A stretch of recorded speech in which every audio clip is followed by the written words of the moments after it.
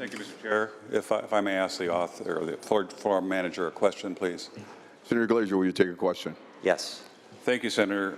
And I'm just using my recall here. The last time we had this being discussed, I was opposed to it because if I remember correct, and if I need to be corrected, please correct me, that it was OHV fees that were originally acquired and used to buy this property. If that is the case, and if $9 million is in fact the selling price of the property, would the $9 million be returned to the OHV fund so we can mitigate the loss of OHV land in the state of California?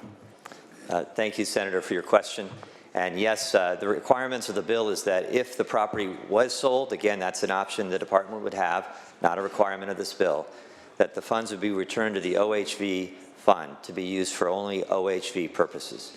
And so those who are enthusiasts of this sport, and this bill is in no way an attempt to take away that recreational opportunity, you would get resources that are locked down now going for nothing, and you'd be able to get those resources back and hopefully find other appropriate places to support that activity. And that would be, and that's the bill provides for that.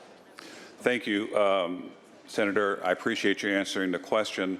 I think it's very appropriate that since OHV funds paid for this property, if it's to be sold, that those should go back into the OHV fund to maybe find a more appropriate piece of land in the state of California. We know over 20 years that things happen, things become either more urbanized or things go into habitat, as we've seen in Riverside County, where we have probably one of the most progressive habitat conservation plans in the country, with 153,000 acres slated to be put into conservation. But as a former OHV user and many that use OHVs in my district, I'm pleased to hear that the $9 million will go back into the OHV fund. I hope that if there is a capital gain on this property, that the good senator will maintain his commitment, which I believe that he will, to make sure that the OHV fund hopefully will be made whole with that appreciation. And with that, I stand in support of this measure. Thank you.